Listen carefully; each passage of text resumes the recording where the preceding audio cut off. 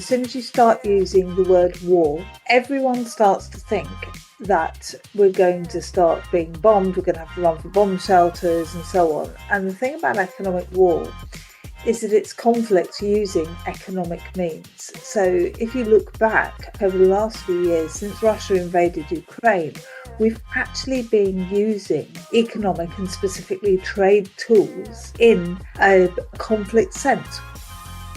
Welcome to Trade Treasury Payments, the podcast unlocking the future of cross-border finance. From transaction banking and money movements to liquidity, treasury, and cash management. We bring you expert insights and the latest trends shaping global finance. Hi, I'm Isaac Hanson, a freelance journalist, and today I'm delighted to be joined by Dr. Rebecca Harding, economist and CEO of the Centre for Economic Security, as well as a member of TTP's editorial board, to discuss her latest book, The World at Economic War. How are you doing, Rebecca? I'm good, thank you. How about you? Good, thank you. Now, your book explains how failures of globalisation to deliver a balance between the ravages of the market and the requirements of an inclusive civil society have led to increased polarisation and a world in which trade lies at the heart of great power conflict. So I think it might be helpful to start with a working definition of economic war, which, as you lay out in the book, does not map one-to-one with what people might traditionally think of as warfare. I think this is a super interesting question because as soon as you start using the word war, everyone starts to think that we're going to start being bombed, we're going to have to run for bomb shelters and so on. And the thing about economic war is that it's conflict using economic means. So if you look back over the last few years, and you can look back as long as you like through history, but if you look back over the last few years, since Russia invaded Ukraine, we've actually been using economic and specifically trade tools in a conflict sense. We've been using economics as a domain of warfare, if you like, to constrain Russia's access to resources in order to be able to fight against and constrain Russia's actions in Ukraine. Now, that's all well and good, but if you look at what is actually going on, it is not just economic tools being used to constrain an adversary or constrain the actions of another. What we are seeing increasingly is a battle against the very system that we've known and loved for the last 80 years, the Bretton Woods system. Now, market economics goes back way before then. And what we're seeing now is actually market economics itself being at war with itself because everybody has different definitions of how that market should work. Now, we've had institutions of the global economy like the IMF and the World Bank and the World Trade Organization and all of the multilateral development banks. All of those have been there to create stability within that market mechanism and create a set of rules that governs international markets. And that's what's happened over the last 80 years. Where we are now is that actually there is intent to undermine those systems. And it's not just from adversaries. So Russia and China and the BRICS nations have been increasingly explicit about the fact that global institutions don't work for them. And we've known those arguments for a very long time. The prices are too high, the payback terms are too difficult, etc. US dollar denominated debt, we should be using local currencies, etc., etc. All of these things are well-rehearsed arguments, but they're beginning to coalesce into a system of thinking that is against that sort of international rules-based order. Now, we all knew all of that, and everyone went, but we're fine, that's fine. But now the US has actually said these institutions don't work for us either. And that's where the problem is. It's that even the main driver of those institutions is saying, this global economic system doesn't work for us anymore, and we want to recalibrate it. So that puts the kind of European multilateralism, if you like, in a real bind, because effectively the rest of the world is at war with that system. And that undermines our capacity to be able to fight kinetic wars because we can't borrow anymore. We're finding it difficult to raise thresholds on budgets. We've had inflation. all of these things are beginning to affect our capacity to defend ourselves and fight a kinetic war.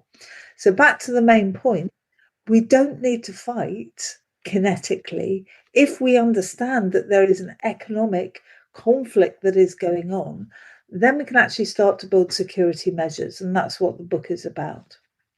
Absolutely. I think you end the preface of the book with this key argument, which is that you have had people asking, when are we going to return to the old order?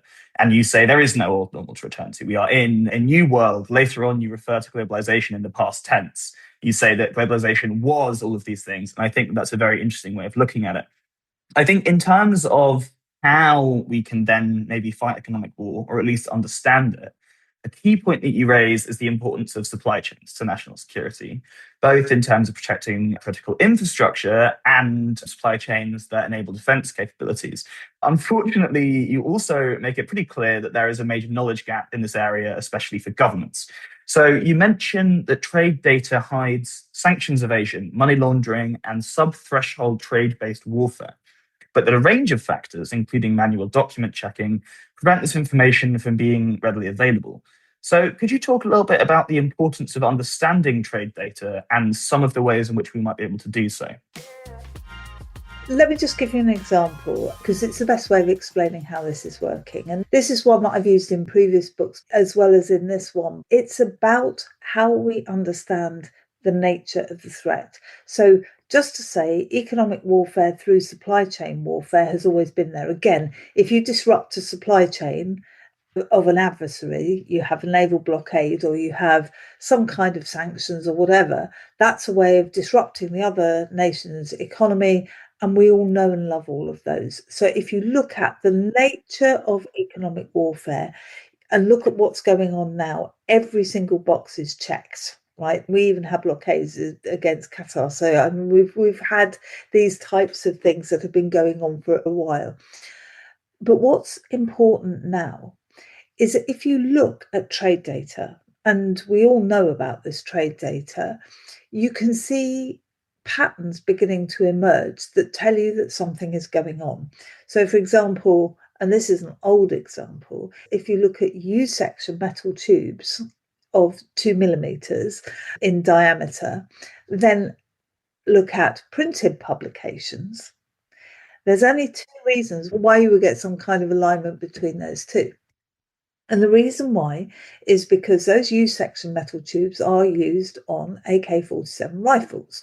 So they are the trigger, if you like. So you then need a manual to assemble those AK-47 rifles. So if you've got those things going over a border and they're not dual-use goods, so they're not on any red flags, and you've got printed publications going over, then the government can say, actually, we think something might be going on over there. And that's exactly what happened between Russia and Ukraine ahead of the first annexation of Crimea back in 2013-14.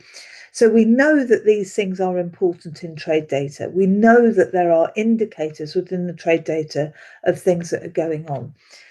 So the issue then becomes, how can banks, because they're finding out these types of things, how can public authorities that are collecting all of these things come together to be able to work in a way that understands those threats, the nature of those threats, and manage those threats? And one of the problems is that whenever I've spoken to governments, they don't understand necessarily about how finance is in the middle of all of this. So I've had long conversations with people in government and they've gone, oh yeah, we need to have venture capital in the innovation in defence space. And if we have innovation and we have venture capital there, then all of our problems are suddenly solved. The truth of the matter is that you don't, because banks have a huge amount of AML, KYC data. They also know exactly what's happening through those processes of what things are going across borders and when. But the trade finance professionals aren't involved in any of these national security conversations.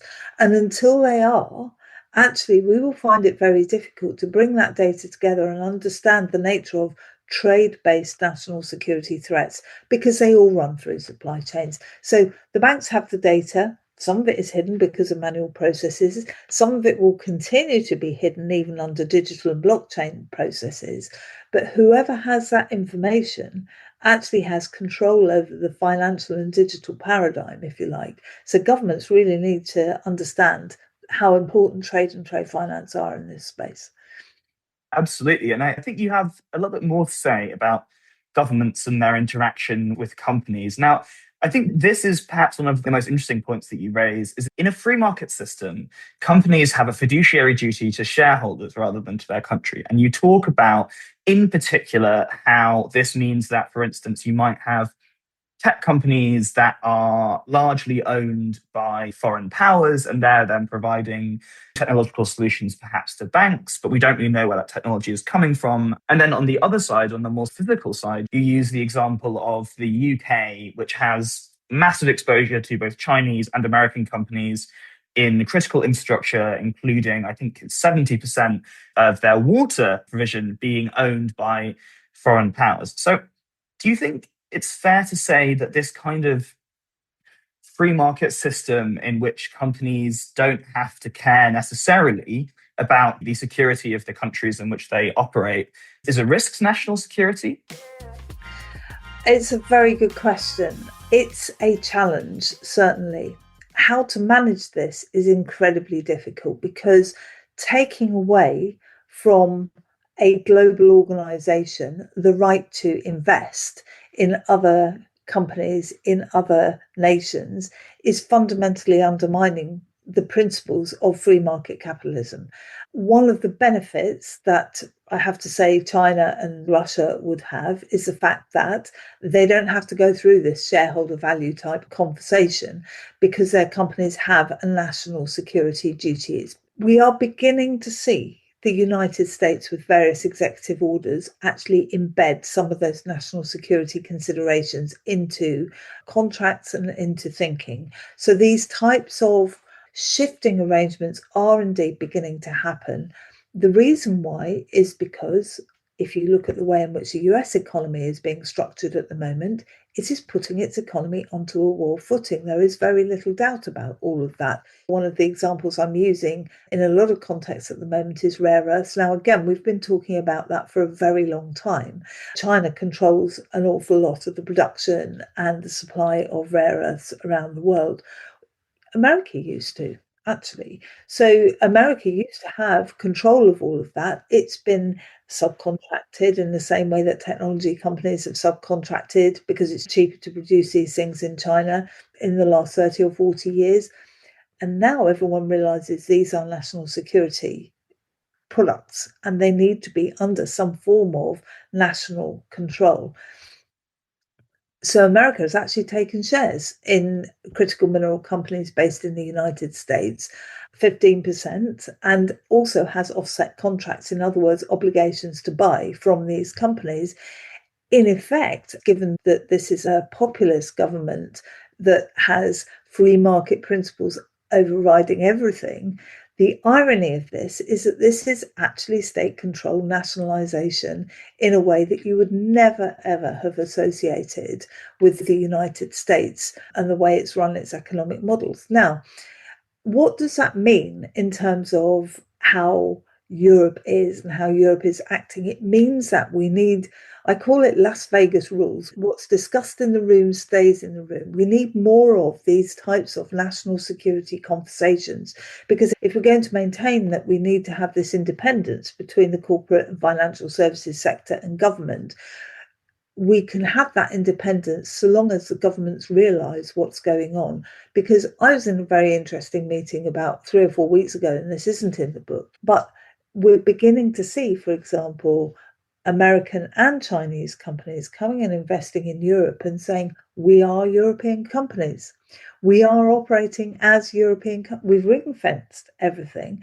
And therefore, we realise that our core consideration is to understand the national security considerations of the country that we're operating in. So, is that regionalisation? Is it nationalisation? Is it economic nationalism? These are global companies that are realising that increasingly they have to be able to talk the national security language of the governments that they're working with. And just look at the 150 billion that's just been announced as investment in the UK. You could say it's exactly the same thing. These companies are going to be investing in the UK. They are American companies investing in actually critical national infrastructure across the UK. What does that mean? They are going to have to not just answer to their US national security considerations, but also to UK ones as well. So you're just beginning to see a much more complicated relationship in governance, if you like, and understanding of that national security consideration in business. Hey, enjoying this podcast? Hit that follow button for more. Done? Let's get back to it.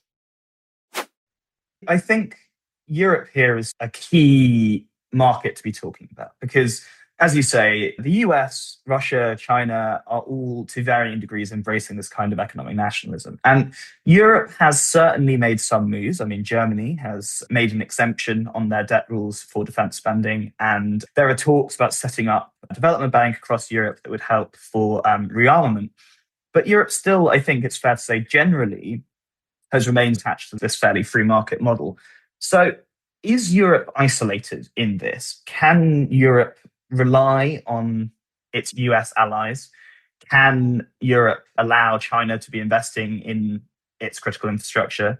And if this isn't the case, then what tools does Europe have available to itself to actually ensure security? It's a very difficult position for Europe to be in because European nations believe in their multilateral values. If you look at the European Union, it was established in the time of peace. Its institutions are to guarantee peace between the nations of the European Union. And in the post-war period, that's been very successful. The European Union was not set up to defend against a war on its borders. So it's set up to protect itself against war between its members, but not outside. Europe has to think, and again, one of the arguments of the book is what we've seen is a lot of the discussion, populist economics is flinging the discussion to the left and to the far right. That middle ground which Europe occupies around a set of multilateral values is really challenged at the moment. There isn't enough money, there isn't enough cohesiveness in Europe to be able to be thinking about all of these things. And I am very much of the view that collective defence funding is a way to go with all of this. But Europe has a huge amount of economic heft. Despite reporting at the moment about the European car industry and Europe being way behind on growth and all of this type of stuff, in spite of all of those things, Europe is still a major exporter. Germany is still a major exporter. France is still a major exporter. Italy, the United Kingdom, etc. We have a lot of power in that export capability and the influence that we have, the soft power that we have across the world as well. So there's a huge amount of financial and business heft that Europe has by acting together in this sort of way. And one of the things I argue in the book is that if you look at NATO and you look at NATO structures, NATO has an Article 2. I've had to explain what Article 2 is, even to people in NATO. So Article 2 is the one part of the NATO treaty which people don't talk about, but it's actually the one that defines collective economic security. Now, the European Union is the embodiment of collective economic security. So one way in which Article 2 can be delivered and we can get around tariffs and start to build up a common economic security is actually by looking at Article 2 as a way of creating collective economic defence, using the levers that we have offensively as well as defensively. So a defence, security and resilience bank, for example, or whatever multilateral financing framework evolves, is a way of saying this is something that we are doing together because we have this financial heft, and it shows intent, it shows signalling to the markets. That's an incredibly important thing to do, to show that there is still a European dimension to all of this, and that Europe will use its economic power levers to build up its own economic security, because in the end, economic security is what we need to guarantee our security from a defence and security, a kinetic point of view.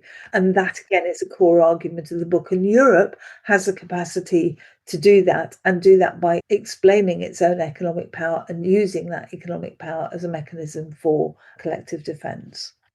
Another one of the big changes in terms of economic security, globally speaking, or certainly economic orthodoxy, is that the BRICS countries, particularly China, have been using the sanctions regime implemented by the US as perhaps a pretext or perhaps a justification for creating non-dollar denominated interbank trading platforms, right? So China's CIPS being the key example here. And an increasing amount of Chinese debt is renminbi denominated rather than US dollar denominated. And so in some ways, we're seeing a break away from US dollar hegemony. And I know that you say it in the book that this is not by any means happening now, but it is beginning to happen. So I guess my question is, once again, where does that leave Europe? Are there opportunities for Europeans to play these two systems off against each other? Or do you think that there's more value in remaining behind the dollar as the global currency? The one thing around this is that this is happening now. Whether it's a threat is self-evident. It is a threat. It is happening now. Whether it's a material imminent threat is the moot point. And the Atlantic Council has a dollar hegemony monitor that says the dollar is still very powerful, blah, blah, blah. And look, markets say that all the time. That is absolutely the case, that the dollar is not in danger of being undermined at the moment. However, those financial relationships are changing, and that is undoubtedly the case. Now, the euro is interesting because it is a trade currency. That's what the European Union's strength is. So there's been an amount of interest in the euro in that type of capability. But what the European Union needs to do, and I think digital currencies, central bank digital currencies, trade currencies, blockchain, all these types of things are where we should be watching what's going on, because there is a seismic shift there, and global banks will be in the middle of all of this. So what's happening is something that could be 5-10 years down the line. What do I mean by that? The Chinese interbank payment system can do messaging like SWIFT, but it can also do payments. There is a payment structure in Hong Kong that is now, and a clearing system in Hong Kong that rivals Euroclear. The mechanism was set up this time last year in Sibos as a supporter of SWIFT, but an alternative when SWIFT can't be used because of the sanctions regime. So the dollar cannot be used in a particular transaction because of sanctions. So the risk is that the CIPS system starts to build as a sanctions evasion mechanism, but that gains traction. And because alongside all of this, there is already a retail central bank digital currency, central bank digital renminbi, that operates in the retail space. It's fairly easy, if there's the processing power to do all of this, to flip that into a wholesale one that actually runs trade systems as well. So it's easy, it requires a great amount of processing power, but it is being thought about. And one of the things that's happening is that a lot of the frameworks, as we move more and more towards digital trade and digital finance, that means that the banks are being disintermediated from a lot of these things. So we don't actually need the renminbi to be a reserve currency anymore. It can be a digital currency. So then what is it battling against? The US dollar is a fiat currency. It's got all of the trappings of a fiat currency. It's based in the real economy, blah, blah, blah. And it dominates international trade until digital trade stops that from happening. But what's actually going on in America at the moment is that we are seeing a move towards digital assets and digital asset accumulation. And in the executive orders that underpin all of that, an acquisition of, say, Bitcoin and other digital assets, in the executive orders that underpin all of that, what you've got is a requirement that they aren't in any way, shape or form associated with the development of or other current countries' central bank digital currencies. In other words, it's set up for a battle straight away. It is not a fiat currency. And then there's a kind of, oh, well, we might have a stable coin and it might or might not be hooked to the dollar. What we're seeing is a shift in an awful lot of what's going on into this digital financial space. So one of the things I argue is this is the next war, the next conflict that's happening. This is what we should be looking at, because economic warfare is fundamentally about intent, and there is intent to create, on both sides, China and the United States, to create an alternative to the fiat US dollar. And so almost that's undermining the dollar in and for itself. Now, I think that is one to watch. That is way down the line, because the quantum processing power to do all of that will have to be phenomenal. But there's a huge amount of investment going into it on both sides. So watch this space, I think. But the most interesting thing of all, somebody asked me once to stare into a crystal ball on where I thought this would land. You are seeing that digital finance, digital trade space separating out into a Russia-China BRICS-centric framework and an Anglo-Saxon, let's call it, framework. Europe is stuck in the middle between those two. It has its own digital euro building. There is moves in the European Central Bank to build a digital currency. But where are we going? We are going to see these two systems separate out. We will have two internets of money. And control of internets of money, or internets of the market mechanisms enabler, which is digital money, controller of that will be the controller of the 21st century paradigm. Well, I think that point you make about being forward-looking is also core to the book, because not only do you do an excellent job of laying out where we are now and how we got here, but you also put your money where your mouth is, and you give us some recommendations for governments and for businesses, right? And we've already talked about a few of these, but I think the other two core points that you make are very interesting. So the first one is the creation of a Ministry of Economic War. So maybe you could talk a little bit about what that would mean for a government to do that, where it would sit within that hierarchy, and how it would impact companies that were sort of involved in those processes. So Ministry of Economic War doesn't mean we're at war, right? It just means we are watching, monitoring, recording trends, and we are engaging with businesses and financial organisations to monitor what is happening. Now, we can see some of that happening in the UK with the new Economic Security Advisory Service.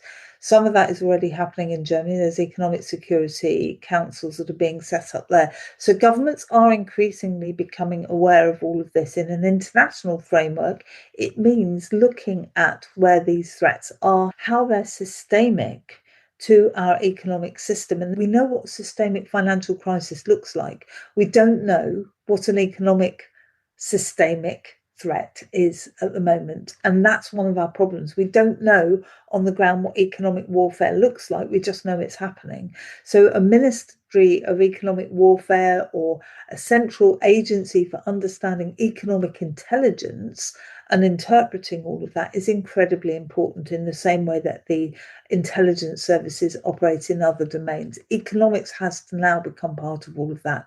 But it also acts as a reserve capacity as well for convening these very important conversations, these Las Vegas rules conversations, where everybody knows that they need to make a difference. They need to understand what national security is. It's a way of bringing governments and finance and business together behind closed doors to say, this is what we need to do. And this is where we're seeing the threats, and this is how we need to react. And if you look back through periods of history where economies have been under threat in similar ways, look back at the Canadian dollar a day reservists during the Second World War. That was effectively a Ministry of Economic Warfare. And it was just making sure that everybody understood what the economic threat was. And I think my plea is actually to economists to stop being so complacent, and let's start talking about all of these things, because if we do, then we understand that there is a threat there, and then we can build economic security, and that will be part of the function of the Ministry of Economic War.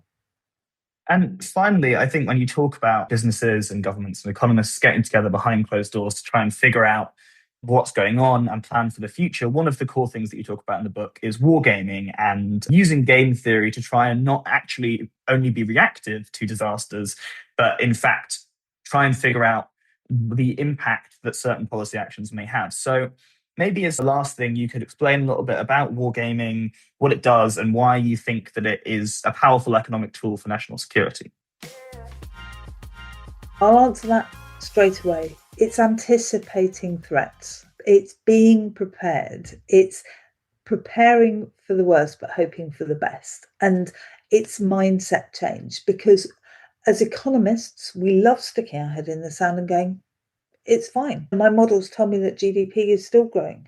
And I actually gave a presentation recently and I said, one of our problems at the moment is that there are all these seismic shifts in tariff regimes and the way we do trade and everything all happening. And we're all watching these things that are happening at the front of the stage. And it's a bit like that psychology experiment where you've got basketball players passing a ball at the front of the stage and the audience is asked to count the number of basketball passes that there are between the two players.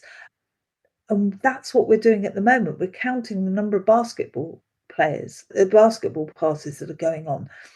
We're saying GDP isn't being affected that much. Inflation is the dog that hasn't barked. And all of these things are giving us that degree of complacency. But during that experiment, somebody then said, did anyone see the gorilla going across the back of the stage? And there is a gorilla walking across the back of the stage. Now, in that experiment, 52% of people will not see that gorilla. So the majority of people will not see that gorilla walking across the back of the stage. It's Derren Brown as well, but we know all of this stuff. So in economics, in policy, in business, in finance, we need to be aware of the fact that we are operating in an environment where technology is changing. Climate security is a huge issue. It's another big elephant in the room that we're not talking about. So we need to be able to anticipate where all of these things are. And we ran an event through the Centre for Economic Security where we actually red teamed some of these things. In other words, what's the worst that could happen? How do we prepare for the unexpected? The example I give in the book is trade suddenly going through the Arctic Circle. Yeah, and the extent to which, if that trade goes through the Arctic Circle and suddenly gets priced in digital renminbi because China has actually put investment into Norway's and Finland's and the United Kingdom's ports because you can go through the Arctic Circle, and in return for that investment is asking that we do all that trade in digital renminbi, suddenly you've got a major shift in the role of the Suez, you've got a major shift in the different mechanisms. Are we thinking about any of this? Ultimately, and I won't give a spoiler alert here, I'm not going to tell you what the outcome of that particular strategic game is because you'll need to buy the book, but it's important that we anticipate what some of those things are in order that we're understanding on a scale of likelihood what might happen. Now, that particular example of the digital currency through an Arctic Circle trade route seemed really improbable 2 years ago when I first started playing that game. Now, if you look at whether or not there might be an Arctic Circle trade route, the ice caps are melting so quickly, and China and Russia and even shipping organisations, logistics organisations are beginning to work with governments in Russia and China to take commercial shipping through. We've seen an increase anyway. There's a huge resource there. You look at what the Americans want to do in the Arctic Circle, suddenly it all seems incredibly likely. Right? So a year ago, it was 30% chance. You look at where it is now, much, much, much higher probability, I would say. So we cannot exclude anything that looks improbable. Prepare for the unexpected. And it's about being prepared. That's the message of the book. We don't have to go to war. We don't have to kill each other. We don't have to fight. Back in the olden days, I was a pacifist, right? We don't have to go to war on this, but we do need to understand that there's an economic problem out there. And understanding that economic security is the answer to economic warfare. And having that mindset shift and preparing for it is really the core argument of the book and really the wake-up call. Well, That is unfortunately all that we have time for today. So it just remains for me to say thank you very much to Dr. Rebecca Harding, and to remind you all that her book is available now from London Publishing Partnerships or Amazon. Go and get yourself a copy if you want to understand how we ended up here and some of the ways that we can move forward from here. I'm Isaac Hanson for Trade Treasury Payments. Thank you very much. And don't forget to follow Trade Treasury Payments on your favorite podcast platform. Thanks for listening.